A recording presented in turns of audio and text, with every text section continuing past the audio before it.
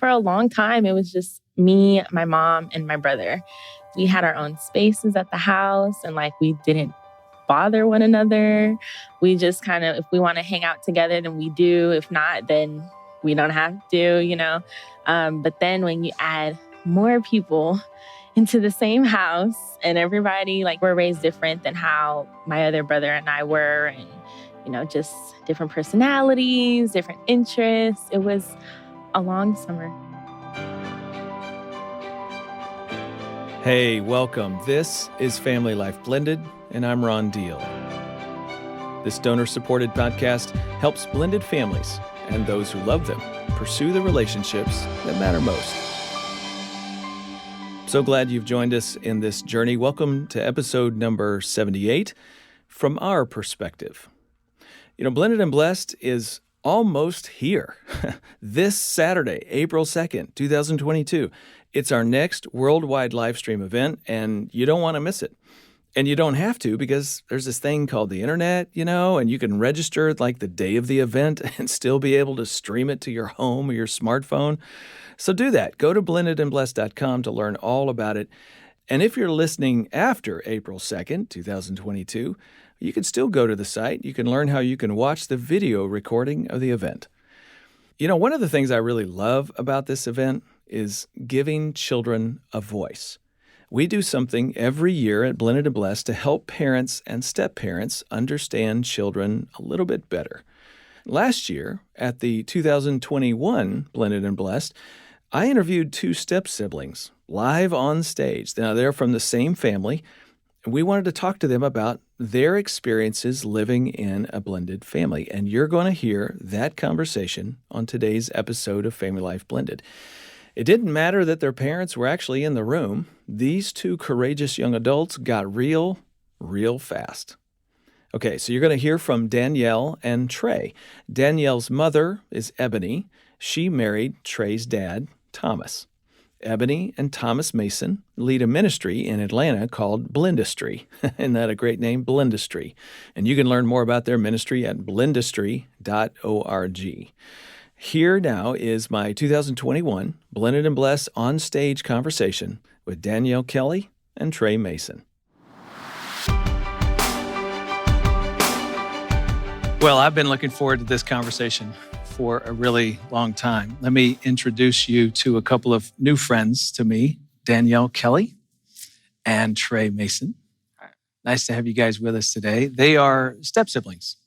Danielle's mother married Trey's dad a number of years ago. And we're just going to spend some time talking with you today about, your life, your experience, what's it like. I'll go ahead and give the audience, this is your assignment while we're talking. They're going to be talking about what it's like, and we're going to be listening to what it is to be in their shoes. I really want parents and step-parents to always have an awareness of what kids experience and how they go through it, how they make sense out of life.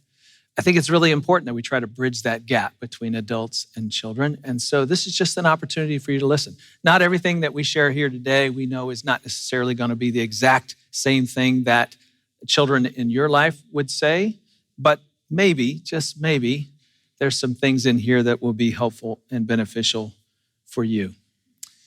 Okay, guys, here's the rules. You don't have to answer anything you don't feel comfortable with, okay? You just let me know if we cross any lines, all right? Okay, so Trey, let me just start with you. How old are you? 17, about to turn 18. Okay, that's very important. You're about to turn 18. Yeah. That's a big age, man. It is. And where do you live? Tell everybody where you live. Well, in Atlanta, Georgia. Okay, in Atlanta. So you're still in high school, about to finish? Yes. Okay, all right. 18, that's big. What do you think you're going to do after you graduate? I'm going to University of Alabama, Birmingham for kinesiology. I want to become a physical therapist. It's a man with a plan right there, Yes. everybody. That's good. Wish you the best. Okay, just to help everybody out, you've got two biological brothers. You have two stepbrothers, okay, by your mom's new partner. And then you have two stepsisters. Danielle is one of those from your dad's marriage to her mom. Yes. Okay. I don't know if everybody can keep track of that, but that's your life a little bit. How old were you when your dad married Ebony? That was, what year? Remember what year that was? 2016. 16. So I was 5 years ago. going on, was it 13? Yeah. Yep. So you're around age 13. Around age 13, yes. All right. And do you remember what it was like when that day happened, when the wedding happened? Do you remember anything in particular about that day? How you felt anyway? I believe I was honestly scared myself. I wasn't prepared at all on that day because I was sitting there watching them. They looked happy. I was happy, but I wasn't prepared at all for the things to come at all. Yeah. Okay, tell us a little bit more. What were you not prepared for? I mean, looking back, what do you now know you were not prepared for?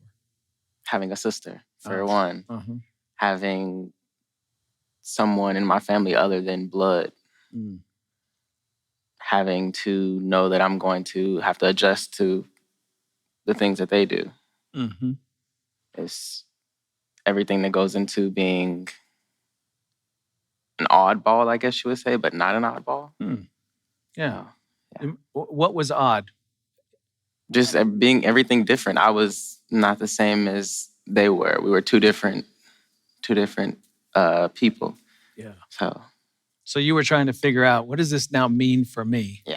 How does this change my life? And sounds like you were even saying, like, how do we fit together as a family?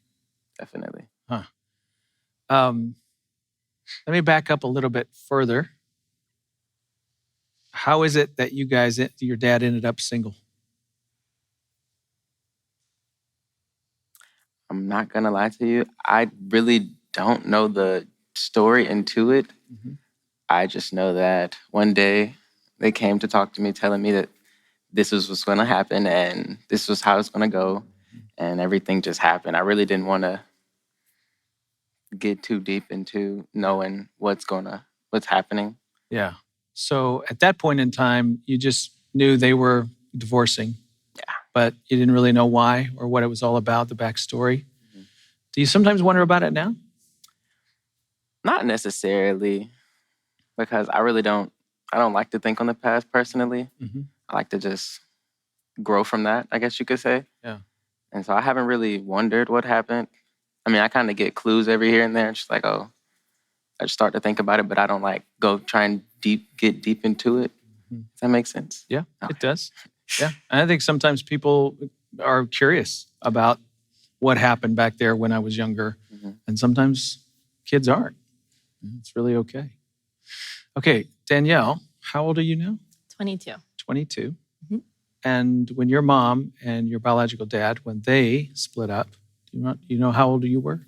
I was a baby, so like less than a year old. Okay, so it was a long time ago. Long time ago. Yeah.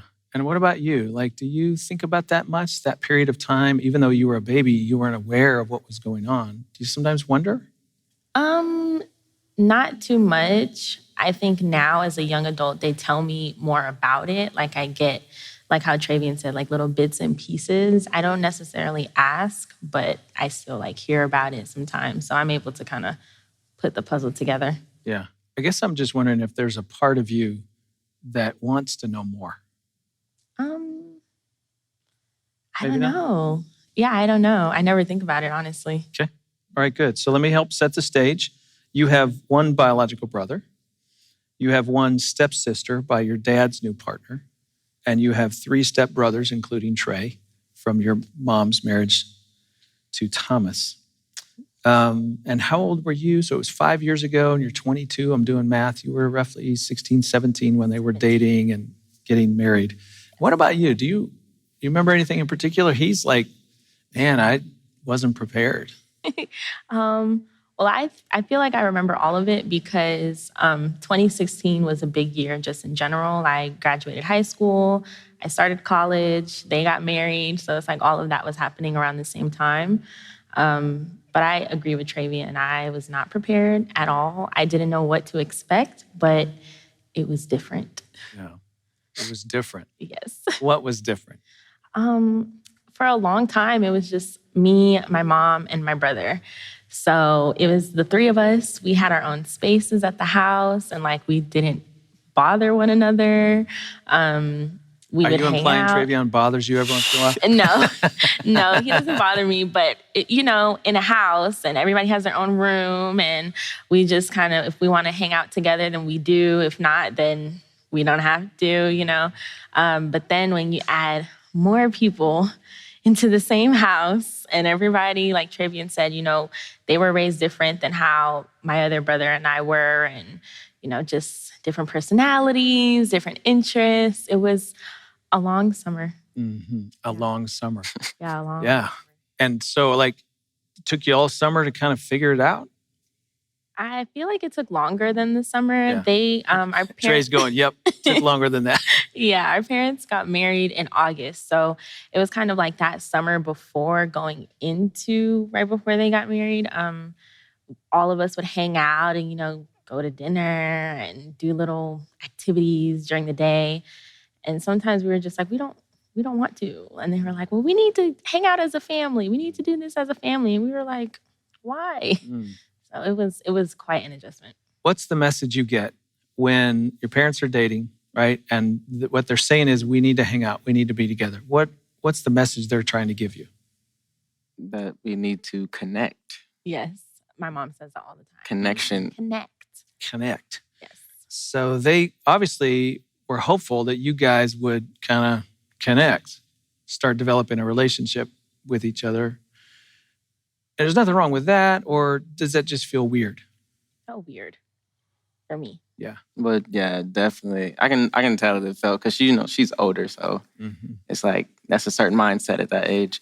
It definitely felt weird for me, having felt, because I don't feel like I was being forced to, even though I really didn't want to. Like she said, kind of felt like I was being forced to, but at the end it all came into something good, I guess you could say. Yeah. Mm-hmm.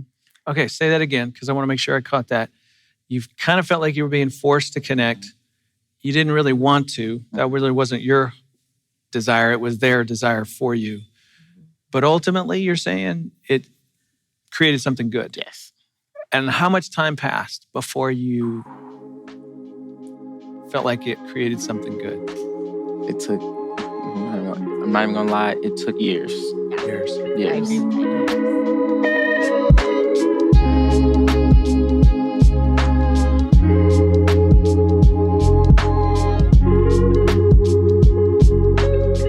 So what happened in between, in the beginning, when you're trying to figure it out? So all of a sudden you got more people in the house, you don't have your own space, you're having to deal with some of those logistics. You're going, all right, I'm not prepared. So, tell me about those early months and years. What do you remember? What were you trying to do in order to deal with this new family reality? There were a lot of family meetings between all of us, or sometimes, I don't know about you guys, but me and my other brother and my mom, the three of us, we would have our own little talks, and I'd just be complaining. And my other brother, he would do a little bit of complaining, but it was mainly me, because I went from having a predominantly female household to a predominantly male. You were outnumbered, girl. Yes. And so I was trying to not be so irritated and upset, especially because I was about to go to college. So I was like, well, I'm not even going to be in the house, so it doesn't matter. But then when I would come back for Christmas break and the next summer, and everybody was there all the time, I was like, oh no, we need to have a meeting. We need to talk about this. We need to get it out. And yeah, there was a lot of that. And were the meetings helpful? Not really. At first, no. No. No. Because you were saying, I need some things to change. And the answer was, well, it can't change. I mean, they're here. Yeah. We're a family, like it or not. Is that sort of? Yeah, I'm pretty sure my mom had said that before. We're a family, whether you like it or not, they're here. And you're like, well, I don't like it. Yeah. So I got to ask you, what do you do with that then? So you leave this family meeting and you're kind of stuck with the reality. So what goes on inside you? What did you do? How did you cope with that? A lot of inside irritation. It just kind of stayed inside, really, or I would just be to myself a lot more, because I'm already an introvert. So it was nothing for me to stay in my room and just hang out with my friends and So. Yeah. So introvert goes further in. Yes. And try to be with friends outside the house. Yes. Spend more time away. Yeah. How about you? Trey? What was it like for me? Yeah. It was awkward. Okay. It was a whole lot of awkward situations because we were a family, yes, but there was a whole lot of separate things going on. Like she said, they would have meetings with just her part of the family. Mhm. We would have meetings too. We would talk about things, problems that we had. Mhm. So it was like, and then when we came around each other and we finally had to say something about it, Right. it was an awkward situation. And then just being in the presence of each other, it took a while to get used to. So that was awkward as well. Mhm. So just having to know that everything's just going to be awkward at Yeah. that point.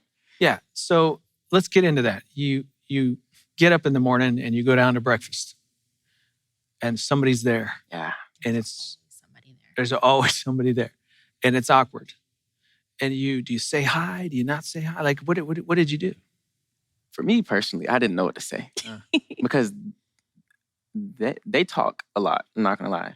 They can talk. Mhm. Yeah. Me, I'm a quiet person. I am not used to getting up and be like, "Good morning, hey, how are you doing?" I'm just like, Mm. I'm gonna get my food and go back upstairs. Mhm. So it was definitely me. It was definitely that. That's what I'm saying. Awkward. It was definitely me getting down there, staring at them for a while, waiting for them to say something. I would usually wait for them to say something Okay. to see how the whole situation would start off. Yeah. And then I would go off of their energy, I guess you could say. Got it. Yeah. Yeah. Do you think maybe looking back, I wonder if Danielle and her brother, if they just didn't know how to engage with you because he was quiet. Yes. Yeah. And quiet means what? He doesn't like you? Quiet means? I don't know. I really just thought Trey was, I don't know. I didn't know really anything about him. And I was just like, well, does it really matter because I don't live here really? Like I'm in college. So do I have to say hi? Do I have to make conversation? I think it wasn't until definitely when I moved back home, him and I got way closer because we were around each other all the time, more than any of the other kids. So Yeah. So sometimes, so there was a gap there where you never really got to know each other. And it took you being away and then coming back home and being in the house more. And then you kind of figured out, got through the awkwardness. Yeah. Yeah. Huh.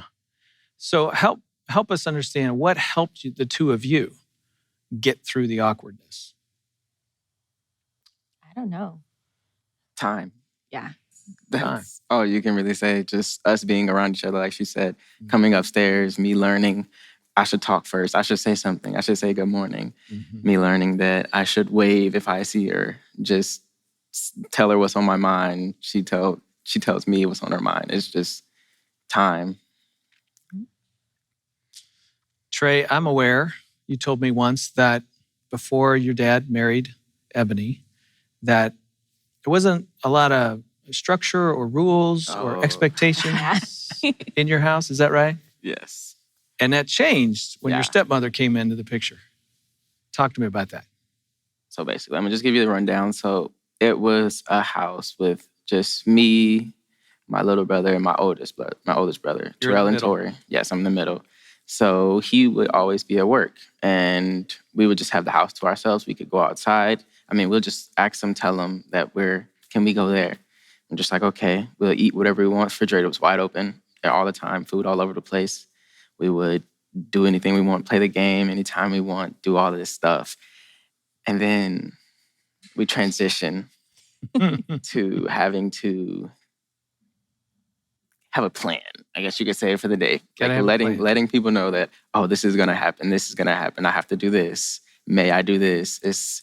And then knowing that somebody's there, so you have to, you have to go to them first because they're in this situation. They're not, my dad is usually gone, so I would have to go to her and make sure she knows what I'm doing. Mhm. That sounds like a total flip-flop, totally different. Definitely. And how did you feel about all that? New rules, new structure, new ways of getting things done. Got to have a plan. I was angry. Mm. It, like I said, it was a lot to get used to. I had moments where it would make me mad and I would complain to my dad, my mom, whoever I could, just not her. Just not Ebony, not your stepmother. Right.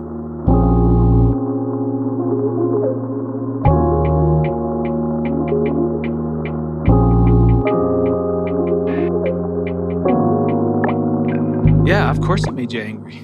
I mean, what a radical change and in your life. And again, it was another one of those things you didn't ask for, but here it is.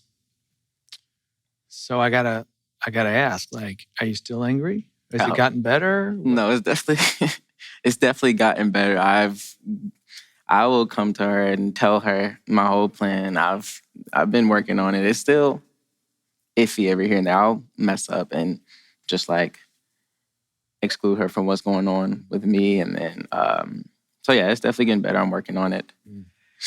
So you've kind of found your way into making it work for you. Is that what I'm hearing? Yeah. Whew. Good for you. What a change. By the way, you also told me that you had another significant change in your other household. So your biological mom married a man who was just as structured or more than Ebony. More. Yes? More. Not gonna more. So you go to mom's house and you got to deal with even more rules and expectations. It's a switch. So I'm with my dad. So it's like I have this switch already. So it's like when I'm at my dad's house, I'm more laid back. I'm more chill. And when she came around, I was still like that. I still had the switch from when I got to his house because it's my dad's house. I'm used to it. Then when I go to my mom's house, he's there. You have to push in your chair. You have to clean up after yourself, wipe the counter, sweep. Every single time you eat, no matter what you eat. It could be a piece of cheese. You still have to sweep. Sweep. Close the blinds, make your bed.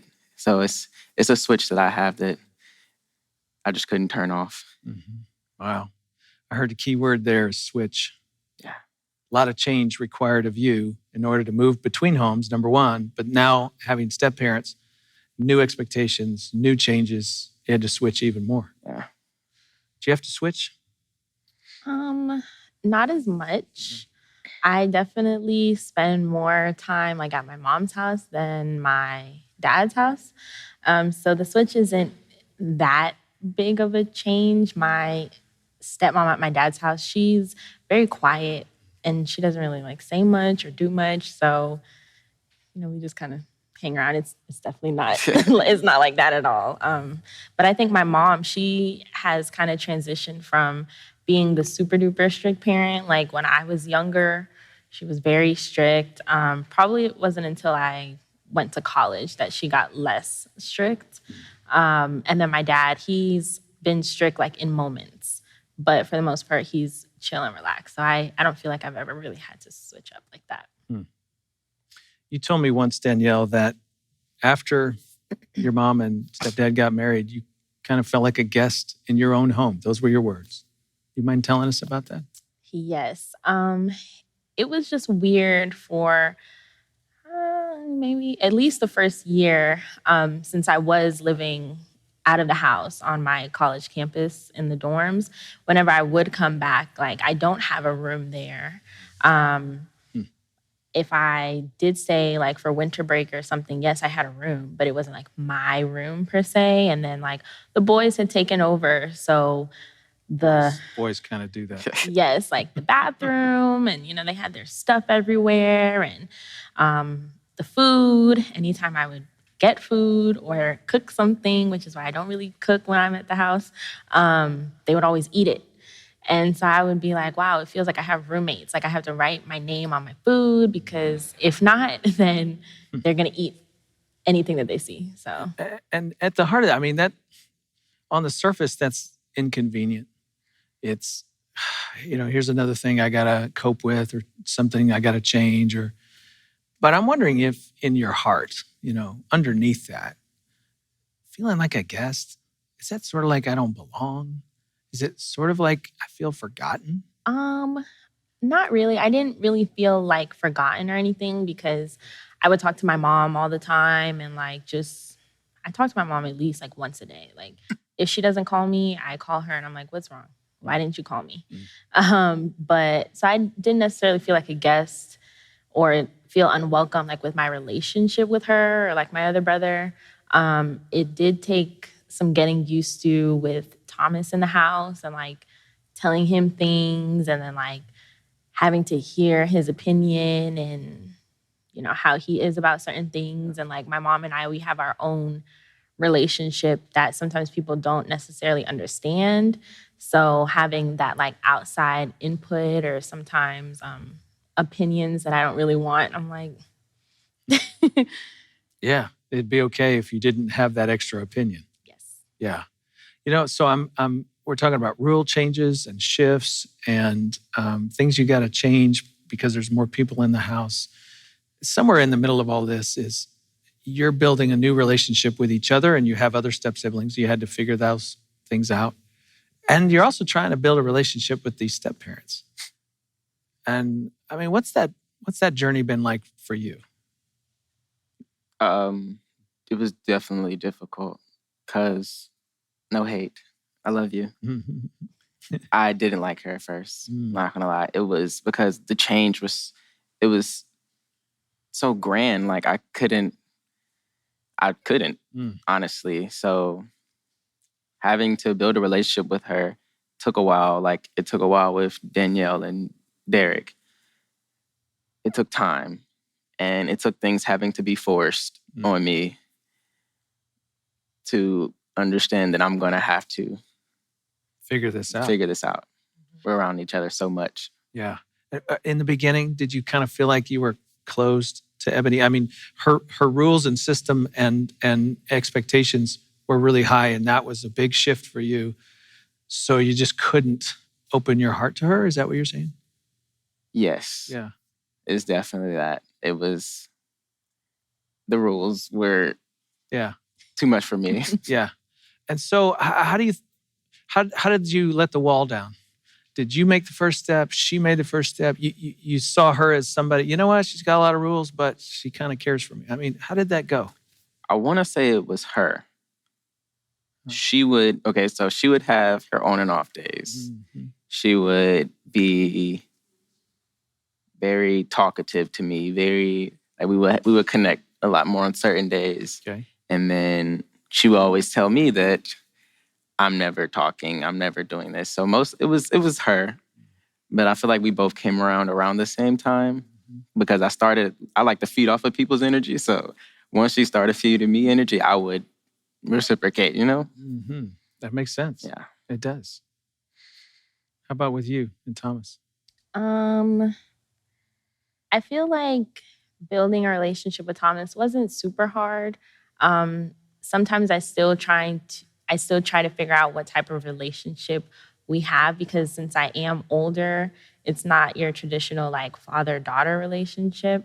It is more so like casual, friendly, but still like I have a dad there if I need some, fatherly advice type thing. It wasn't bad at all. He's very relaxed, sometimes too relaxed. If my mom is not there, I might be like, oh my gosh, this is a lot. Like, you're not doing anything. What's going on?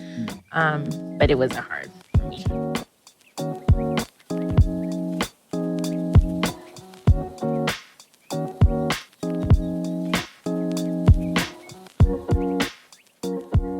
I'm also aware kids sometimes go, my biological parents don't get along. Obviously, your parents are not together anymore.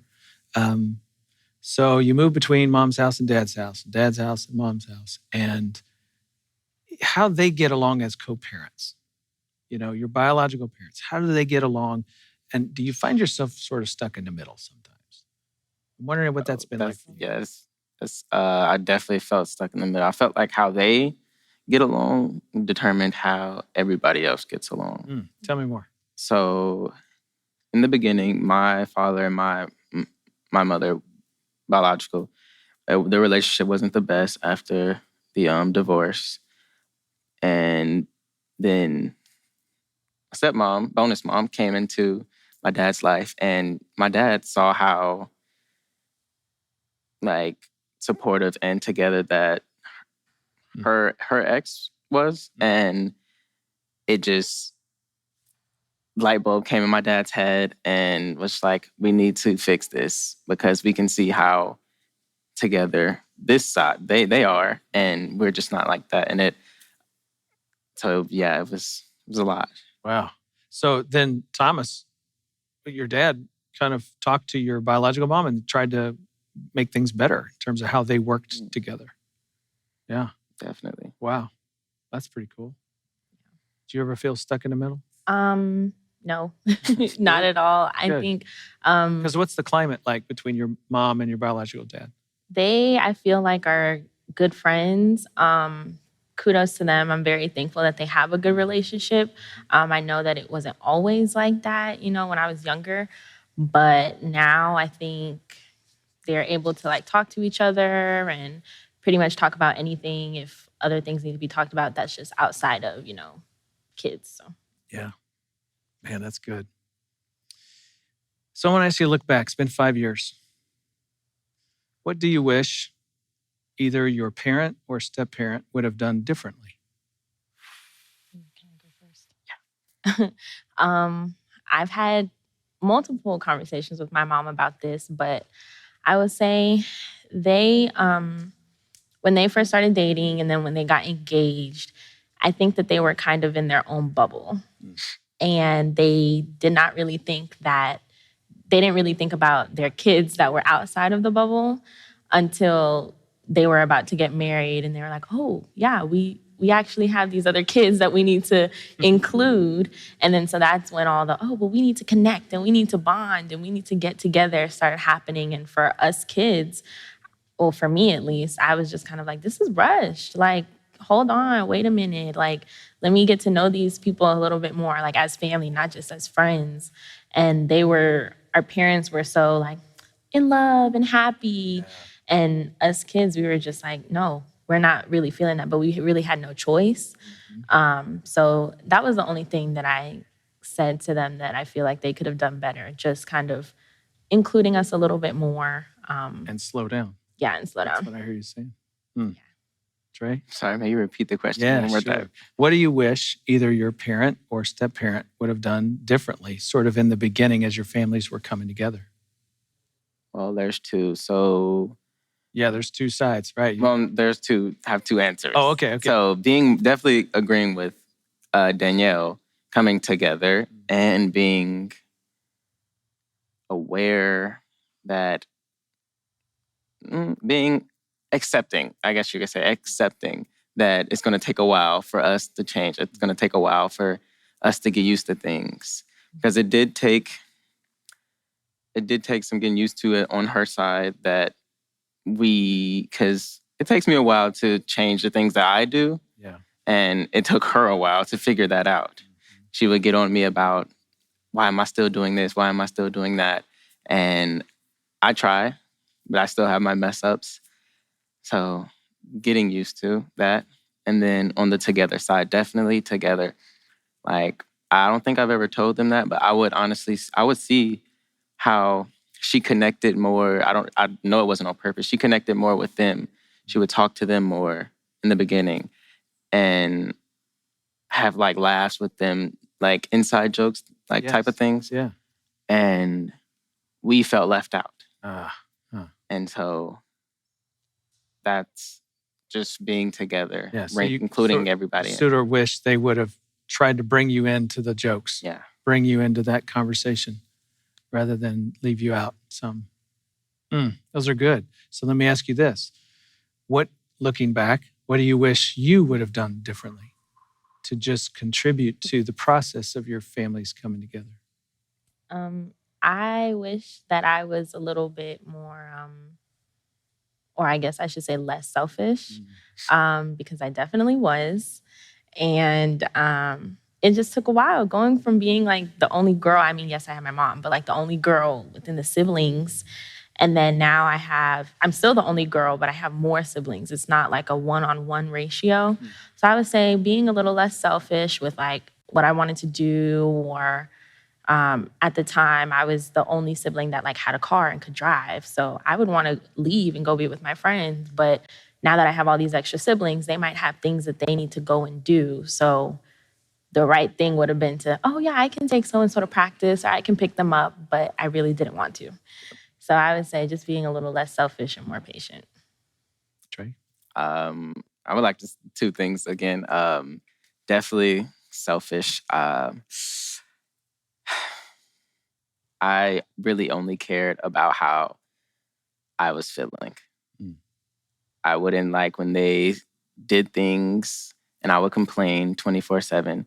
to my dad, my mom, never her again. So being selfish is definitely one of them, and acceptance as well. Like I said, has to be acceptance on both sides, accepting that she feels a way, accepting that DJ feels a way, accepting DJ, his personality, because he has a personality. Yeah. Accepting everybody's, accepting that I'm going to have to change and I'm going to have to work on it.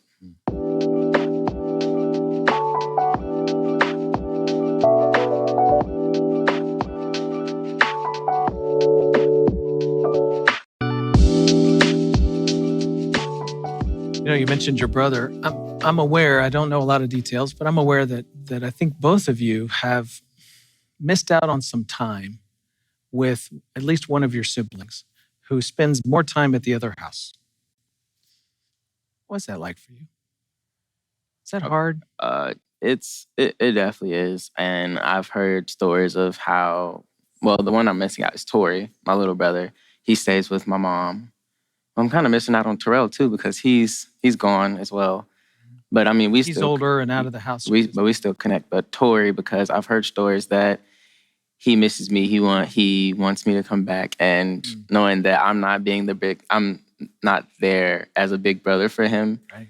It hurts. Sure. So it's a lot to get used to, because he doesn't have that figure there with him, because he's the oldest over there. Right. And I'm sorry for that. I really am. I mean, that's a difficulty. It's another one of those things that life has cost you because of all of the changes that have taken place in your family. Danielle, anything there for you? I would say I feel like it's kind of hard sometimes for me to, I guess, answer some of these questions, because I was in college, and so, I wasn't even at the house, either of the houses.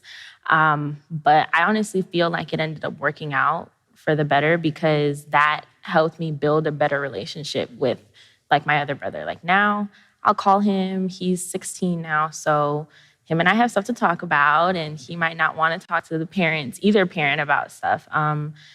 More recently, he just got his license, so I kind of helped teach him how to drive, and we'd spend that time together.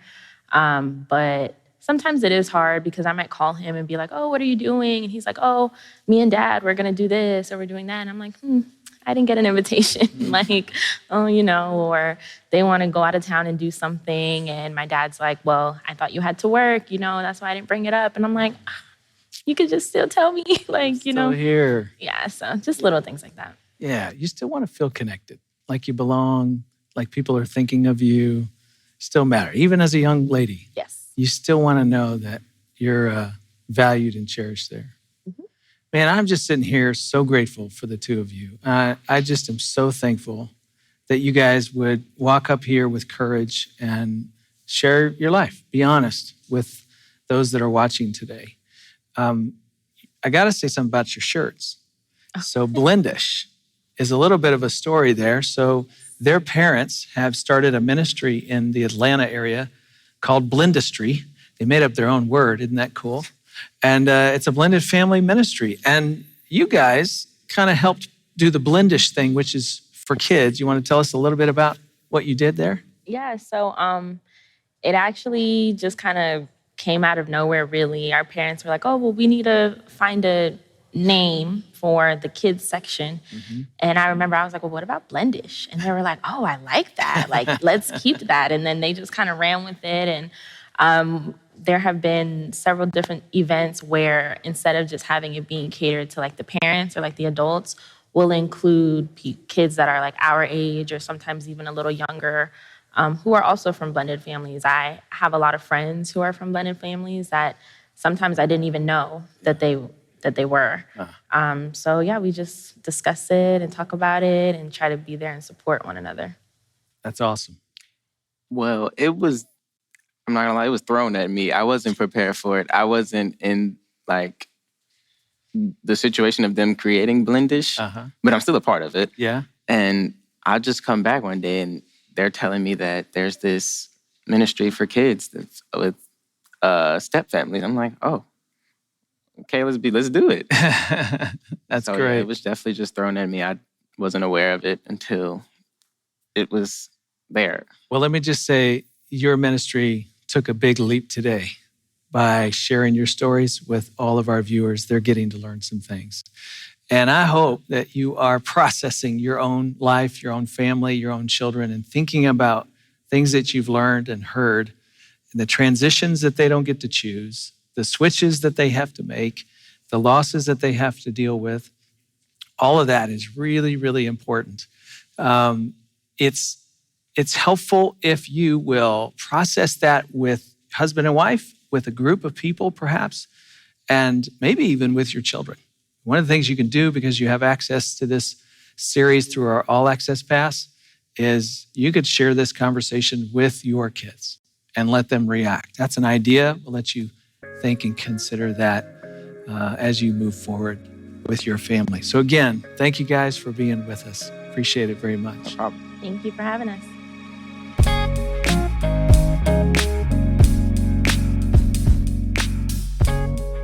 You've been listening to my conversation with Danielle Kelly and Trey Mason.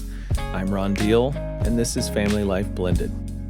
You know, right there at the end, I encouraged our Blended and Blessed attendees from around the world to let their kids listen to my dialogue with Danielle and Trey and then talk about it. So much control in life has been taken from children in step families. Anytime you give them back their voice and then you're influenced by it, you open lines of communication that will have payoffs for years to come. But you have to listen. To get them to talk is a bit of a challenge sometimes as well. So here's my thought. Share this podcast with them, no matter how old they are, and ask them what they can relate to. Yes, I realize they just heard me tell you to tell them to listen to this podcast. It's okay. Kids, your parent and step-parent, they need to hear from you.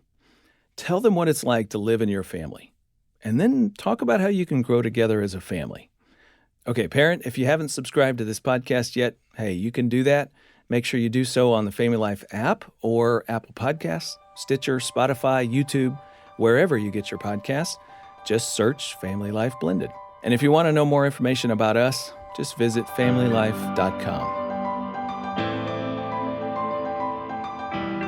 I told you earlier that Blended and Blessed is this coming weekend. We'd love to have you join us for this one-of-a-kind marriage conference for blended family couples.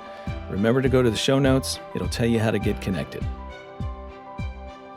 Next time, we're going to hear from a variety of podcast guests with advice for kids living in a step family. Next time on Family Life Blended. I'm Ron Deal. Thank you for listening, and thanks to our monthly donors who make this podcast possible. If you'd like to join our Family Life Partner Program or just simply say thank you with a donation, look in the show notes for a donation link. Believe me, every dollar counts. Our producer is Marcus Holt, mastering engineer Jarrett Roski, project coordinator Ann Incaro, and theme music composed and performed by Braden Deal.